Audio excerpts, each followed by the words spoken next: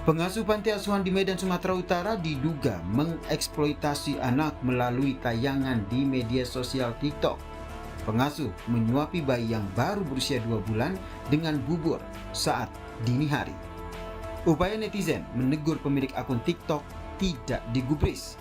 Netizen pun melaporkan panti asuhan tersebut. Dedi Zulkifli Tarigan, Kompas TV, Medan, Sumatera Utara.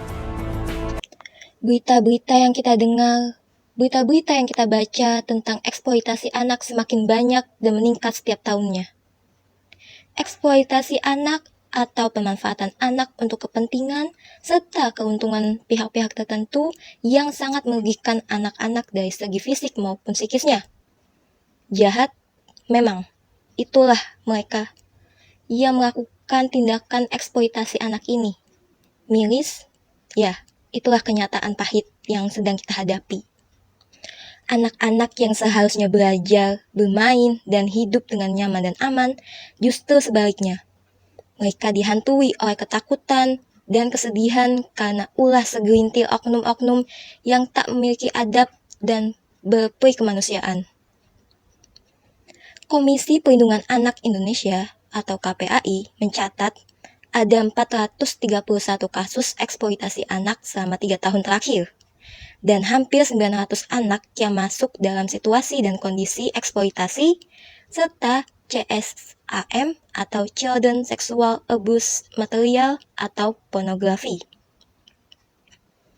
Tindakan eksploitasi ini tentu saja sangat melanggar dan bertentangan dengan sila kedua dalam Pancasila yang berbunyi kemanusiaan yang adil dan beradab. Perbuatan pelaku atau oknum-oknum tak beradab ini sangat merugikan anak-anak karena mereka merampas keadilan, hak, dan kebebasan anak-anak untuk hidup dan berkembang dengan baik tanpa mempedulikan hak anak-anak sebagai manusia demi keuntungan dan kepentingan pribadi.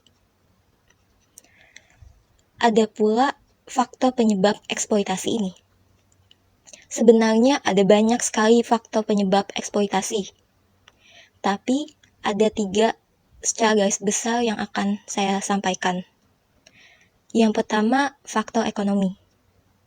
Faktor inilah yang bisa dibilang sebagai salah satu faktor utama mengapa banyak sekali orang-orang jahat, segelintir orang, mengeksploitasi anak dengan teganya. Rendahnya perekonomian di masyarakat, PHK di mana-mana, pengangguran, kemiskinan, itulah penyebab mengapa pihak-pihak tertentu tega mengeksploitasi anak dan merampas hak anak-anak demi mendapatkan uang atau sekedar memenuhi kepentingan pribadinya. Yang kedua, kurangnya pengamalan nilai-nilai dalam sila Pancasila di kehidupan. Sebagaimana kita tahu bahwa Pancasila merupakan dasar negara sekaligus pedoman. Kalau kita tidak mengamalkan nilai-nilai Pancasila dalam kehidupan, maka akan terjadinya eksploitasi anak ini, salah satunya permasalahan yang marak terjadi di Indonesia. Kurangnya pengamalan nilai-nilai dalam Pancasila tentu membuat individu atau pihak-pihak tertentu menjadi kehilangan arah dan adab, yang membuat individu tersebut melakukan segala cara agar kepentingan atau keuntungan yang mereka dapat itu terpenuhi, meskipun itu merampas hak manusia lainnya. Yang ketiga, atau yang terakhir, penyalahgunaan teknologi. Di zaman sekarang, dengan teknologi yang semakin berkembang pesat dan canggih, membuat siapa saja dapat mengakses internet. Bahkan anak-anak yang di bawah umur pun memiliki media sosial dan memiliki handphone karena diberikan oleh orang tuanya. Anak-anak inilah yang masih rentan dan belum memahami baik dan buruknya dunia digital kita sekarang.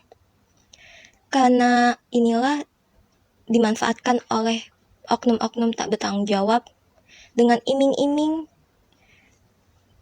lewat media sosial, membuat anak-anak tersebut terjerat dalam perangkap mereka.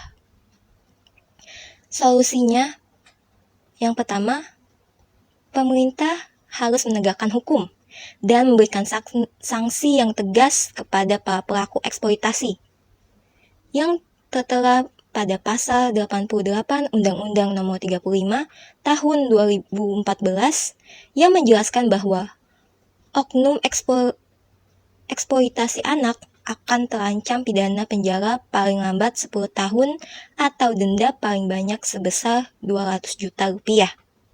Yang kedua, pemerintah meningkatkan ketersediaan pusat rehabilitasi anak korban eksploitasi dan pembekalan pendidikan kepada anak agar tidak mudah terjerumus dalam tindakan eksploitasi. Yang ketiga, mengedukasi masyarakat tentang eksploitasi anak agar tak mudah dibodohi dan diiming-iming dikasih pekerjaan. Karena banyak sekali kasus bahwa orang tua gampang dibodohi atau diiming-iming dengan anaknya dikasih pekerjaan, namun ternyata anak mereka dijadikan sebagai PSK.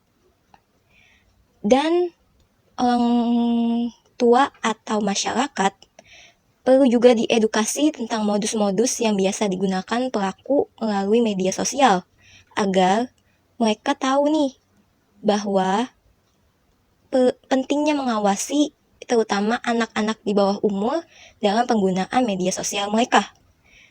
Dari segala yang saya jelaskan tadi, kesimpulannya adalah kasus eksploitasi anak semakin banyak terjadi yang membuat para orang tua dan masyarakat harus lebih waspada dan berhati-hati. Ada juga tadi faktor penyebab dan solusi yang saya sampaikan mengenai eksploitasi anak ini. Namun yang terpenting, kita harus mengamalkan nilai-nilai Pancasila di kehidupan sehari-hari agar dapat hidup dengan nyaman dan aman.